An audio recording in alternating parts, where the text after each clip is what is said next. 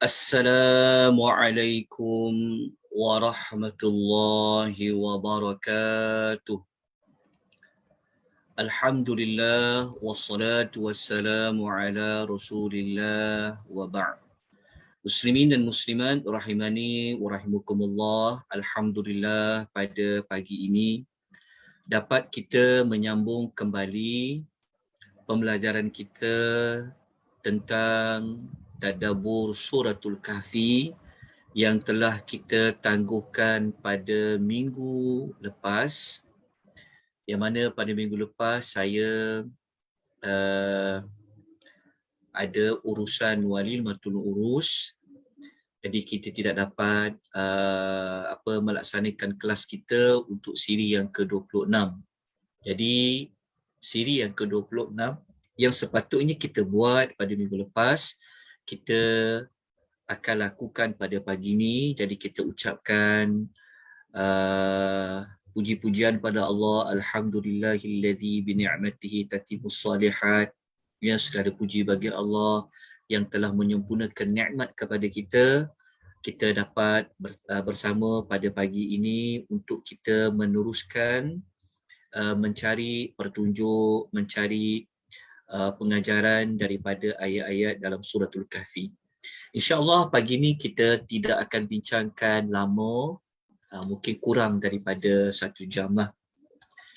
Kerana kita nak menamatkan satu saja lagi ayat yang berkaitan dengan pemilik 2 kebun.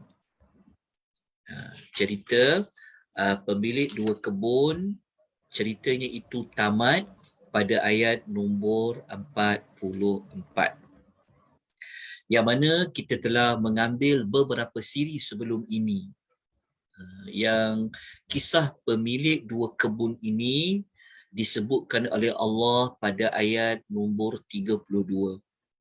Dan hari ini kita akan tamatkan pada ayat yang ke-44 untuk kita melihat di sebalik penceritaan pemilik 2 kebun tersebut, apakah pengajaran yang boleh kita ambil.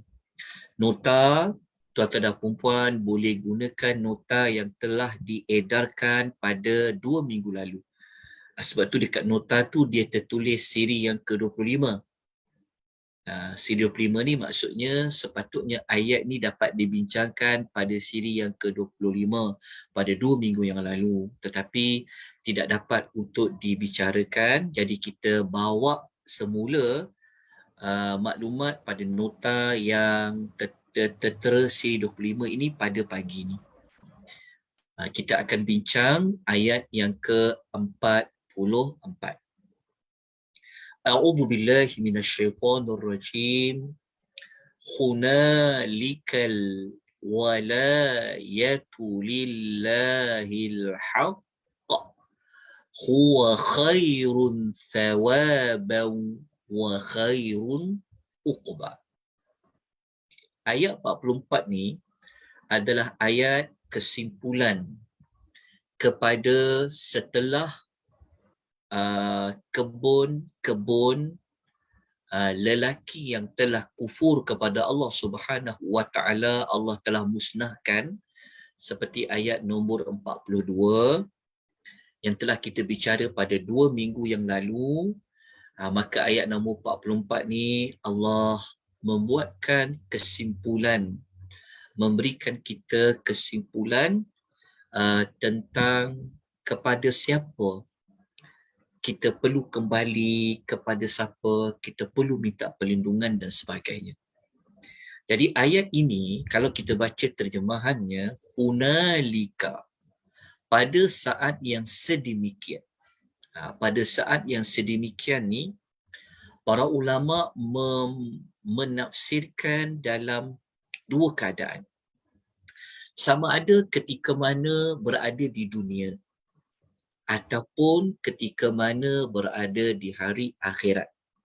Kerana cerita pemilik 2 kebun ni, kita tahu semasa dekat dunia tu, dia telah berbangga-bangga, dia telah tidak percaya kepada hari kiamat. Lepas tu kawan dia yang beriman tu telah menasihatkan dia tentang perbuatan berbangga-bangga itu, kemudian tentang kehidupan di akhir akhirat. Jadi ayat 44 ni pada maksud hunalika, pada saat demikian itu merujuk kepada dua situasi. Sama ada azab yang Allah beri tu ketika di dunia ke ataupun di akhir akhirat. Yang mana kata Allah al-walayatu, kekuasaan. Jadi al-walayatu ni dia sebenarnya ada dua makna yang kita boleh interpret daripada perkataan al-walayah. Dua makna tu bergantung kepada macam mana kita sebut al-walayah. Kita qiraat, cara bacaan yang kita ikuti, kita baca al-walayatu. Tetapi ada qiraat lain. Ada qiraat yang lain membaca al-walayah tu, dia tak baca al-wa, wa tu berbaris di atas, dia baca al-wilayah. Jadi dia akan baca hunalikal wilayah. Dia baca wilayah. Kita baca ikut jenis bacaan walayah. Okey, kedua-dua bacaan tu sebenarnya diterima. Itu dipanggil qiraat. Dipanggil ilmu qiraat.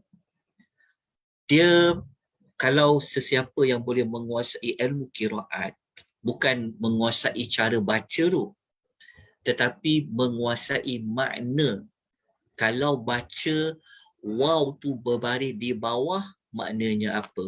Kalau waw tu berbaris di atas, maknanya apa? Kalau kita boleh kuasai maklumat tu, kita akan dapat maklumat yang lebih sempurna. Kita akan dapat maklumat yang lebih lengkap sebenarnya. Sebab tu salah satu tools untuk tadabbur ni adalah mengambil kira jenis bacaan.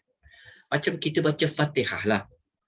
Kan kadang-kadang kita baca ma tu panjang. Maliki maliki. Ma tu panjang. Ada qiraat dia baca, ada jenis bacaan Maliki yaumiddin. Kalau mim tu berbaris, dia tak ada alif dibaca panjang, dia bermakna lain. Tapi dua-dua bacaan tu diterima. Oleh sebab tu kalau kita boleh menguasai jenis bacaan lain dengan makna lain, kita akan dapat makna yang lebih banyak. Itu sekadar perkongsian. InsyaAllah panjang umur nanti kita akan kongsikan. Kalau qiraat seperti ini membawa makna apa. Sebagai contoh, tengok di sini. Ada qiraat yang kita baca tu al-walayah. Ada kita baca yang masyhur, kita baca al-walayat. Kalau kita baca al-walayah tu berbaris hunalikal walayah, al-walayah dia akan membawa kepada mana an-nusratu wa ta'yid. Maksudnya dia merujuk kepada pertolongan. Dia merujuk kepada pertolongan. Maksudnya pertolongan Allah lah. Tapi kalau dibaca al-wilayah, jadi kalau kita dengar kalau orang baca wilayah, kita jangan cepat-cepat kita mengingkari. Mungkin dia baca qiraat lain. Hunalikal wilayah. Kalau dia baca al-wilayah, merujuk kepada al-mulk wal sultan. Merujuk kepada pemerintahan dan kekuasaan. Kan lain maknanya. Tapi sebenarnya dia merujuk kepada Allah juga. Tapi dia memberikan skop yang lebih luas.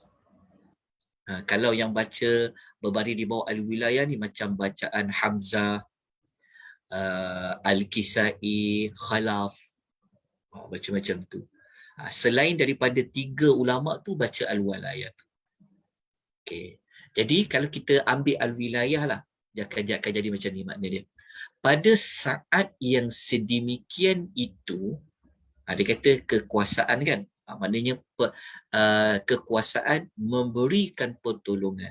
Kalau macam kita baca hunalikal walayah, menunjukkan bahawa kekuasaan, pemerintahan hanyalah pada Allah. Tapi kita baca al-walayatu merujuk kepada memberikan pertolongan. Maknanya pada saat yang sedemikian. Pada saat bila? Sama pada saat nak dapat kebinasaan ketika di dunia, kan? Sama ada ketika mana di hari akhirat. Tak ada siapa yang boleh memberikan pertolongan. Lillahil haq, melainkan hanya bagi Allah. Jadi Allah memberitahu kepada kita bahawa yang boleh memberikan pertolongan pada saat yang sedemikian, pada saat menerima azab, kan, ataupun pada saat macam lelaki tu, dia dapat contoh kebun-kebunnya telah binasa.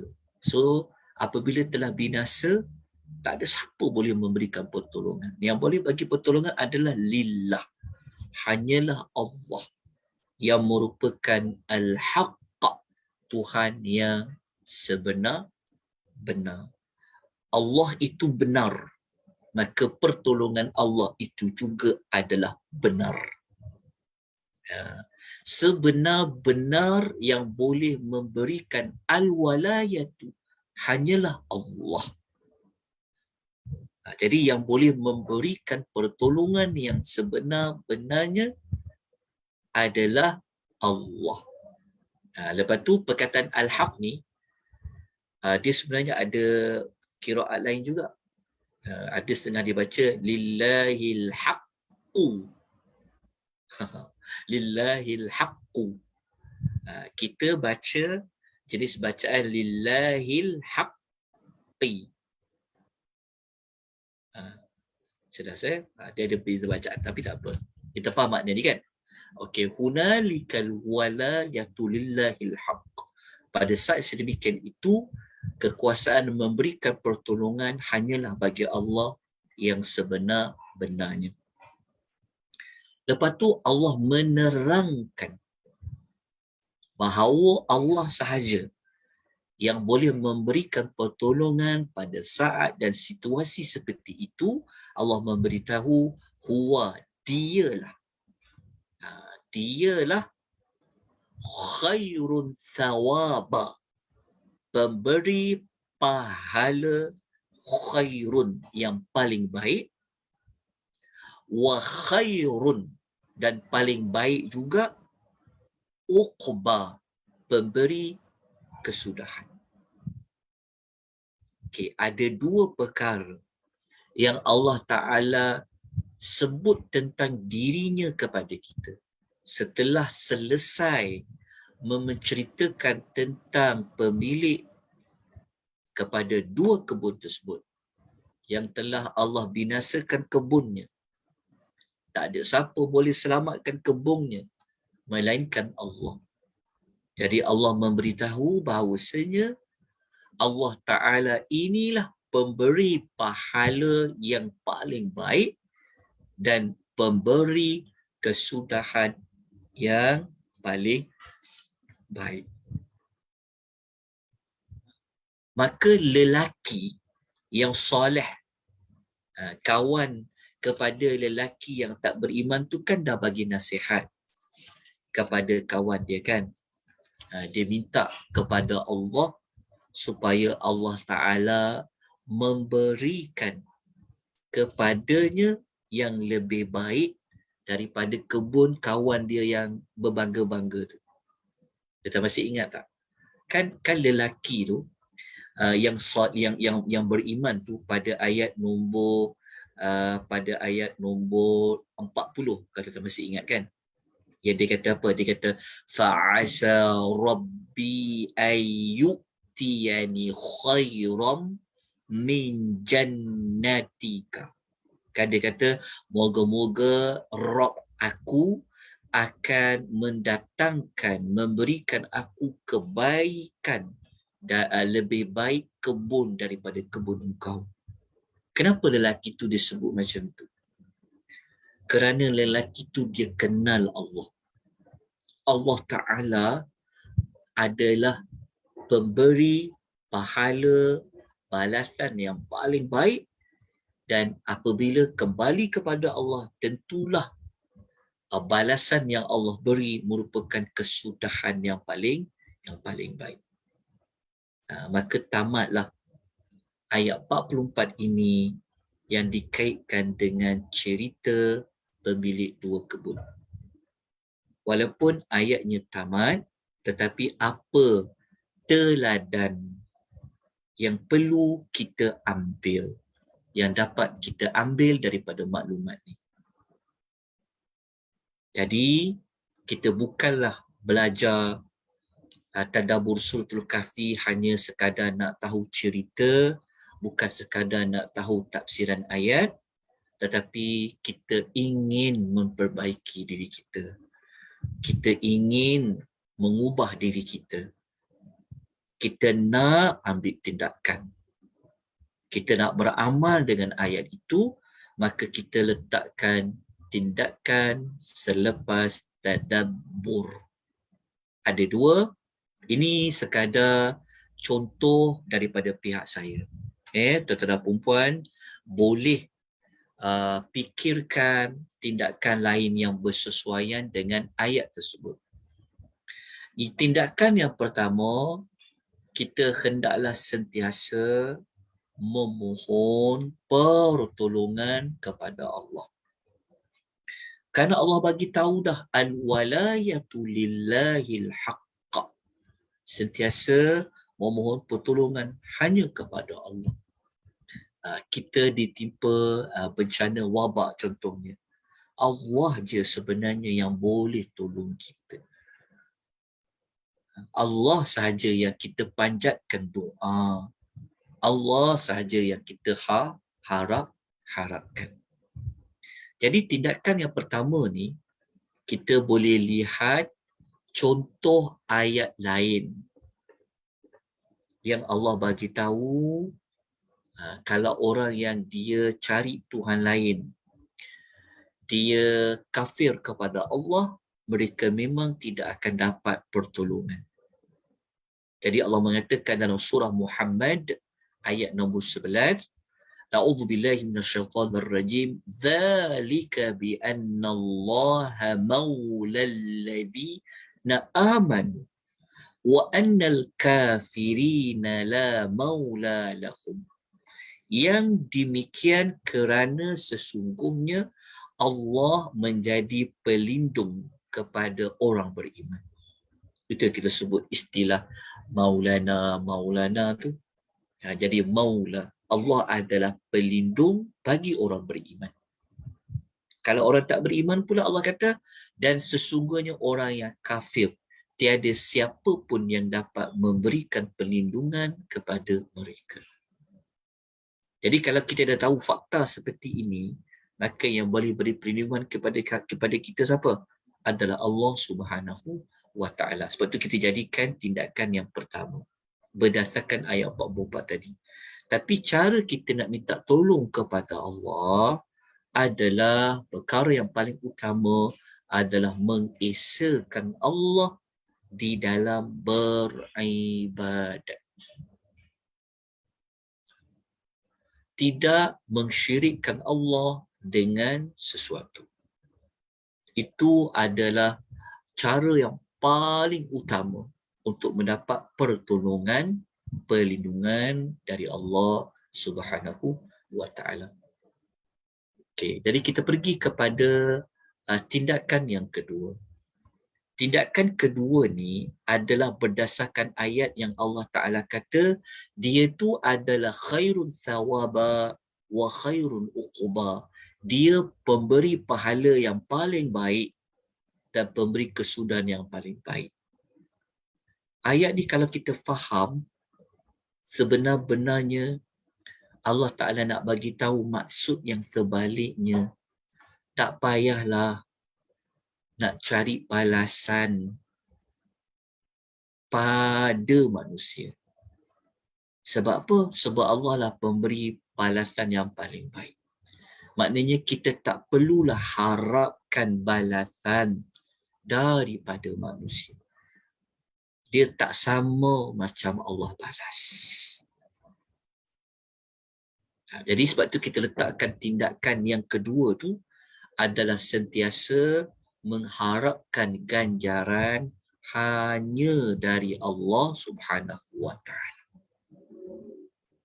Kita tidak mencari ganjaran daripada mana-mana manusia. Kita hanya berserah minta Allah je yang balas apa yang kita lakukan. Jelas faham kan maksud dia? Pantun yang kata orang ada budi, ada balas tu kena diperbaikilah. Kalau orang berbudi, kita berbahasa tu betul lah. Kerana cara kita mensyukuri Allah dengan mensyukuri manusia. Itu betul. Tapi ada budi, ada balas tu kan. Yang itu kita kena perbetulkan. Bagi kita ada budi, biar Allah balas. Bukan orang balas. Sebab orang membalas tak sama macam Allah balas. Tapi kalau Allah memberikan balasan, balasannya itu balasan yang lebih baik dan kekal. Jadi kita letak yang kedua. Jadi untuk tindakan kedua ni kita kuatkan dengan ayat-ayat lain.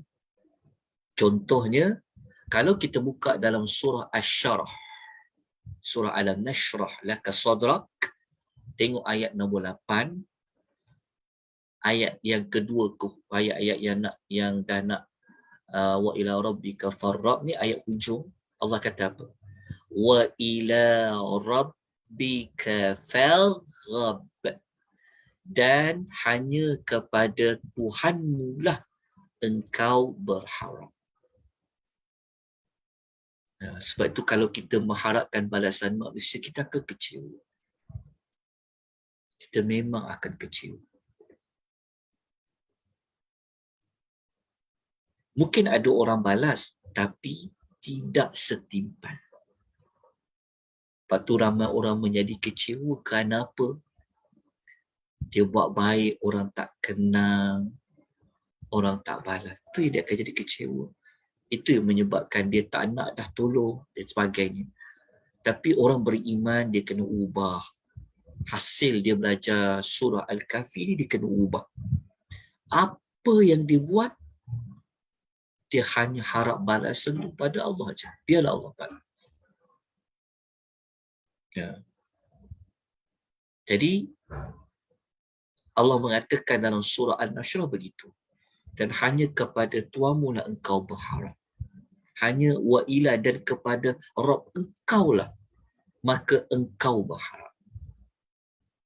Kita jangan harap pada manusia. Kalau kita harap pada manusia, kita pasti akan kecewa. Dan apabila kita harapkan balasan pada manusia, harapkan balasan itu segera, kita akan kehilangan balasan di hari akhirat. Jangan. Allah Ta'ala pasti akan memberi balasan kepada kita. Jadi, nak tahu balasan Allah tu paling baik, kalau kita nak tahu balasan Allah Ta'ala tu paling baik, Allah ada nyatakan contohnya dalam surah Al-An'am ayat 160. Allah kata apa? Man jaa'a bil hasanati falahu asyru amthaliha. Sesiapa yang membawa satu amal kebaikan, maka baginya ganjarannya 10 kali ganda kebaikan yang sama dengan. Cuba kita tengok ayat ni, hayati ayat ni. Allah katakan kalau kita buat satu kebaikan, Allah akan gandakan kita dengan 10 kali ganda kebaikan. Tetapi Allah mengatakan wa man jaa'a bis-sayyi'ah fala yujza illa mithlaha wa hum la yuzlamun. Dan sesiapa pula yang membawa satu amal kejahatan, maka tidak dibalas kecuali kejahatan yang sama dengannya, sedangkan mereka tidak akan dizalimi. Kita terbalik kan. Allah Ta'ala kalau dia beri satu balasan, satu kebaikan kita buat, Allah balas 10. Tapi kalau manusia buat satu kejahatan, Allah hanya balas satu je. Allah hanya kira satu saja. Pemurah tak Allah? Baik hati tak Allah Ta'ala? Ya Allah. Dan tidak ada yang paling baik hati. Tidak ada yang paling mampu pemurah melainkan Allah. Buat satu kebaikan, Allah gandakan 10. Buat lagi satu, Allah gandakan lagi. Bahkan Allah boleh gandakan lebih daripada 10. Tapi kalau kita buat satu dosa, Allah hanya catat dengan satu saja dosa. Berbeza dengan kita kan, kadang-kadang orang buat salah kecil je. Tapi cara kita balas kejahatan tu, ya Allah, melampau-lampau kan. Orang buat baik, kita tak balas pula kebaikan tu yang setimpal. Tapi waktu orang buat jahat, salah sekecil je pun, tapi dibesar-besarkan, dibalas tu dengan lebih buruk. Itulah manusia tidak seperti Allah. Kan Allah mengatakan mereka itu tidak akan dizalimi. Dan yang menariknya tuan-tuan perempuan ya, pahala yang Allah nak bagi di hari akhirat tu lebih baik ya, bukan sekadar 10 tau. Allah Ta'ala akan beri tanpa ada limitasi. Jawapan dia, Allah sebut dalam surah Al-Zumar, ayat nombor 10. Allah kata, innama yuwaffas-sabiruna ajrahum bighairi hisabin. Sesungguhnya orang yang bersabar akan disempurnakan pahala mereka tanpa balasan, tanpa batasan. Tanpa batasan tu maksud dia apa? Maksud dia tak ada limit. Allah boleh beri. Kita kalau bekerja, orang akan bagi kan, mungkin ikut kontrak kerja kita lah. Kalau gaji kita 2,000, bos bagi kita 2,000 je. Bahkan ada potong lagi kan, kadang-kadang kan. Ada tak bos yang akan bagi gaji berapa kau nak? Ada tak bos bagi gaji cek kosong, kau tulis kau berapa? Rajin macam mana kita kerja dekat pejabat, rajin macam mana pun kita buat kan, tidak seperti mana Allah balas. Betul tak?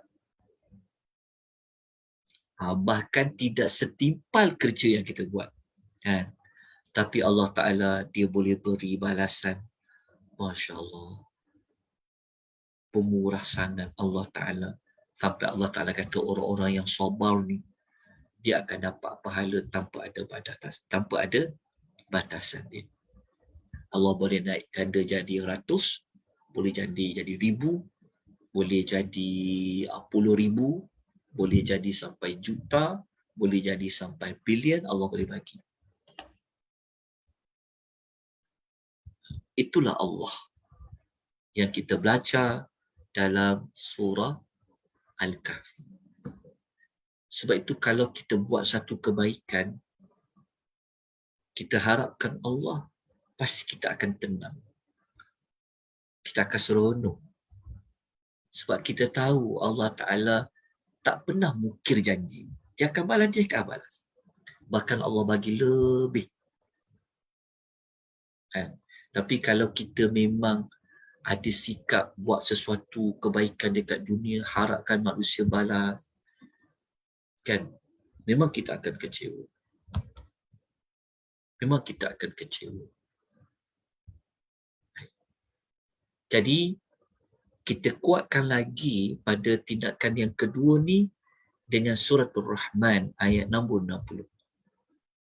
Kat sini ayat yang menunjukkan kita buat kebaikan tak apa. Kalau orang tak ucap terima kasih pada kita, kalau orang tak appreciate kita, kalau orang tak sebut-sebut kebaikan kita, tak apa. Allah Maha tahu. Allah Maha melihat. Bumi ni bumi dia. Allah Ta'ala ada malaikat-malaikat dia. Kan? Pasti Allah balas dengan kebaikan. Sebab Allah dah kata, hal jazaul ihsani illal ihsan. Bukankah tidak ada balasan untuk kebaikan kecuali dapat baik juga? Maknanya buat baik, dia beri baik. Maka renung-renungkan. Pegang maklumat. Jadi janganlah kita berhenti daripada menabur budi. Janganlah kita berhenti daripada tolong orang. Janganlah kita berhenti dalam kita buat kebaikan pada manusia lain. Kerana ayat ni dia menenangkan kita.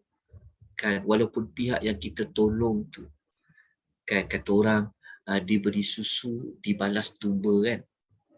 Tak apalah, itu ujian kita. Tapi diberi susu bagi Allah, Allah akan bagi lebih daripada susu tu.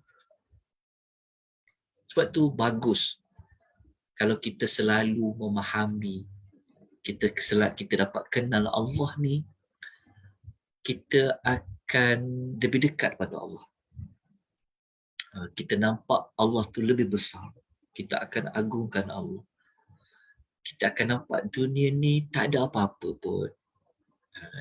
Ada apa pada nama, ada apa pada pangkat, ada apa pada pujian. Jadi itulah Al-Quran. Lagi banyak kita kenal Allah, lagi nampak jalan ke syurga. Lagi banyak kita belajar, lagi banyak hati kita ni kita betulkan. Cara kita berfikir, kita ubah. Jadi kita pergi kepada contoh lain dalam surah Al-Insan ayat nombor 9. Ayat ni Allah bagi satu contoh manusia yang buat kebaikan. Apa yang golongan Al-Abrar ni buat? Allah mengatakan innama nut'imukum liwajhillah. Okey, kata Allah, kami memberikan makanan yang disukai kepada kamu. Ni orang-orang abrar, orang yang berbakti. Ketika mana dia buat kebaikan bagi orang makan, dia cakap kepada orang yang mendapat makanan tu. Dia mengatakan, la nuridu minkum, dia kata liwajhillah. Pertama dia kata liwajhillah. Dia kata kami buat ni sebenarnya hanyalah kerana Allah. Kerana Allah. Cara kerana Allah tu betul-betul dia buat kerana Allah tu, dia cakap la nuridu minkum jazaa. Kami tak mengharapkan apa pun balasan dari kamu. Wala syukura, dan juga ucapan terima kasih daripada kamu. Sama, terfaham tak maksud dia? Maksud dia, cara ikhlas dia kerana Allah tu dia buat ni, dia buat kerana Allah. Tapi ada kita buat kerana Allah. Jamu orang masjid makan. Tapi kita harap apa ke orang masjid? Ini banyak masyarakat kita buat. Dia buat bungkus makan banyak-banyak, hantar dekat surau, dekat masjid. Dia minta orang masjid tu buat apa? Bacakan doa selamat, buatkan doa hajat.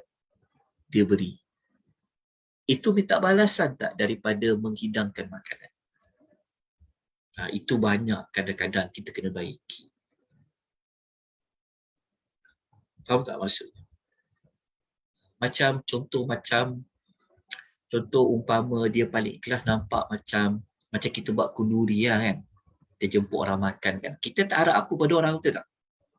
Dia berbeza kalau yang orang duduk hantar makanan dekat masjid, kat surau, tolong buatkan doa selamat untuk kami, bacakan kunduri arwah lah apa. Itu kita memberi makanan untuk orang buat sesuatu.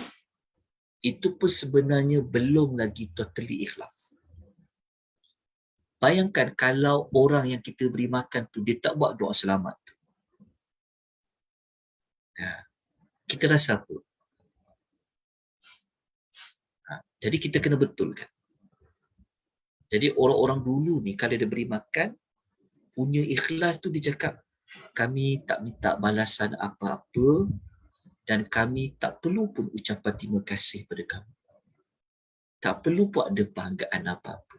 Kat sini yang kita nak ambil. Lepas tu kita kata tadi tu, kalau orang tak appreciate kita pun tak apa. Sebab kita ada Allah. Tetapi berbeza dengan orang yang menerima. Orang yang menerima tu dia memang perlu ucap terima kasih. Orang tu perlu. Tapi kita yang memberi, kita tak perlu mengharapkan ucapan tu. Tak faham tak maksudnya? Ada beza tu. Jadi kalau orang tu terlupa nak cakap, tak apalah. Kita tahu Allah Ta'ala akan beri kepada kita. Dah baca dah ayat-ayat tadi kan. Ingat. Hal jaza'ul ihsani illal ihsan. Pernah tak kita rasa diri kita tak dihargai? Ada perasaan macam tu kan? Kita rasa selama ni aku buat kebaikan, dia tak pandang. Dia tak kenang. Itulah yang menyebabkan kita jadi stres. Stres yang tak bagus lah. Sepatutnya kita kan, kita dah buat kebaikan tu, dah lah. Allah pasti akan balas. Kalau orang tu, orang yang kita tolong tu memberi balasan buruk kepada kita, kita sabar je lah. Diam je. Tak perlu kita nak ukit-ukit balik, tak perlu. Biarlah Allah balas. Sebab kita buat kebaikan, memang kita tak rugi apa-apa. Kita anggap je macam, aku tolong dia susah-susah, dia buat macam ni dekat aku. Faham kan? Sebab kalau kita ada benda macam tu, kita mengharapkan balasan. Jangan. Buatkan Allah. Dia nak balas baik kat kita ke, dia nak balas kita bagi susu, dia balas tuba ke, itu biarlah dia dengan Allah. Tapi kita dengan Allah, Allah tak akan menzalimi kita. Sebab kita dah baca dah dekat surah Al-Kahfi tadi. Jadi lepas ni kita semua, apabila kita memberi makan, kita memberikan pertolongan, kita buat benar-benar dari Allah, benar-benar untuk Allah. Kerana Allah. Kalau orang tu tak beri apa-apa kat kita semula pun tak apa. Kalau dia tak appreciate kita pun tak apa. Kan?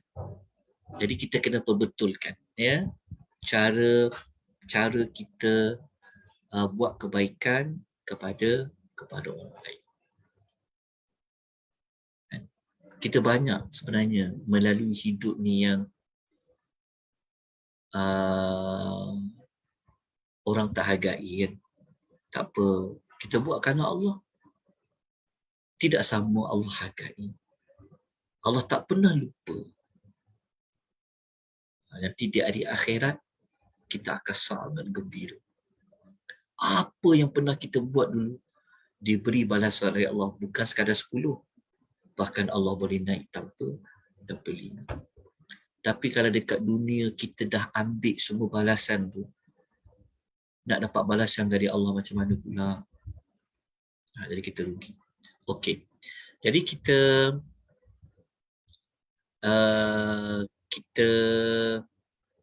tutup dengan satu contoh doa. Yang doa ni sebenarnya dia terkandung maklumat yang kita nak minta balasan dari Allah. Dia tuan-tuan, hatta dalam musibah ni, dia bukan kena sabar dia. Kita jangan ingat musibah ni sabar saja. Tak. Dia bukan sabar saja. Kita perlu minta ganjaran atas ujian tu. Kita minta pada Allah. Seperti mana yang diajar oleh Nabi SAW. Tengok dalam doa tu. Kita kan kata, inna lillahi wa inna ilaihi raji'un. Sesungguhnya kami ni adalah kepunyaan Allah. Ini kita telah ulaslah. Bahawa kita ni memang kepunyaan Allah. Allah Ta'ala boleh perlakukan kita dengan apa situasi. Kerana kita adalah hak Allah. Allah boleh beri kita sihat, Allah boleh beri kita sakit, Allah boleh happykan kita, Allah boleh sedihkan kita. Semua tu hak Allah. Dan kepada Allah jualah kita akan kembali. Lepas itu, Nabi ajar kita sebut, Allahumma jurni fi musibati. Ya Allah, berilah aku pahala dalam musibahku ini. Ya Allah, berilah pahala kepadaku dalam musibah ini. Minta pahala dari Allah. Bukan kita dapat musibah, kita nak minta simpati pada orang lain.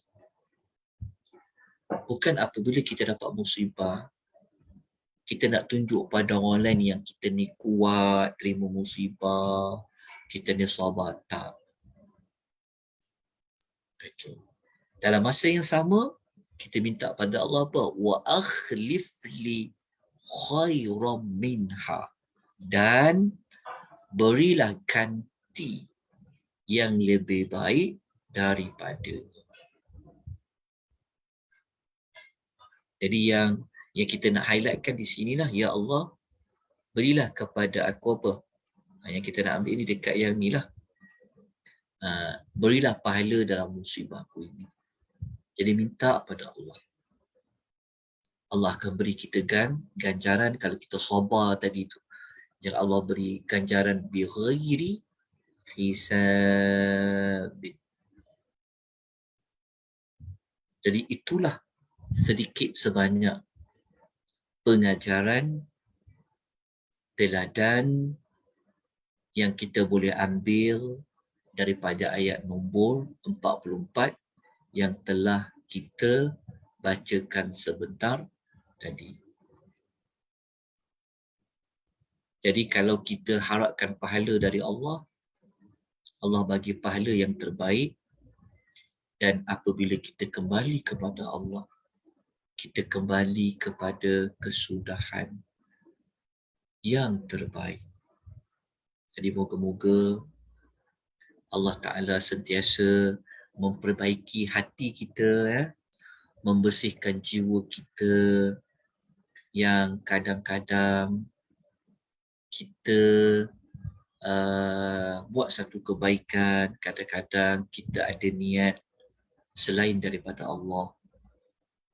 Jadi kita minta Allah Ta'ala istiqamahkan kita agar diri kita ni sentiasa buat apa saja adalah kerana Allah.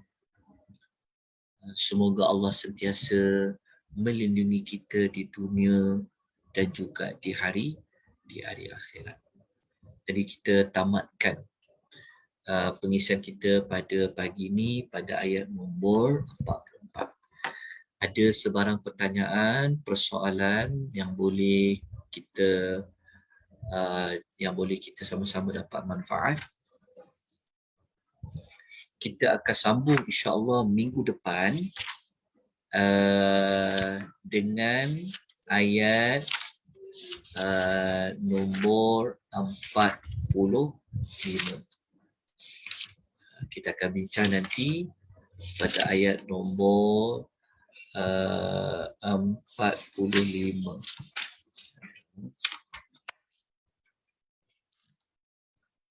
Pada ayat nombor 45. InsyaAllah. Ada sebarang pertanyaan jelas, tuan faham untuk pengisian pada pagi ini.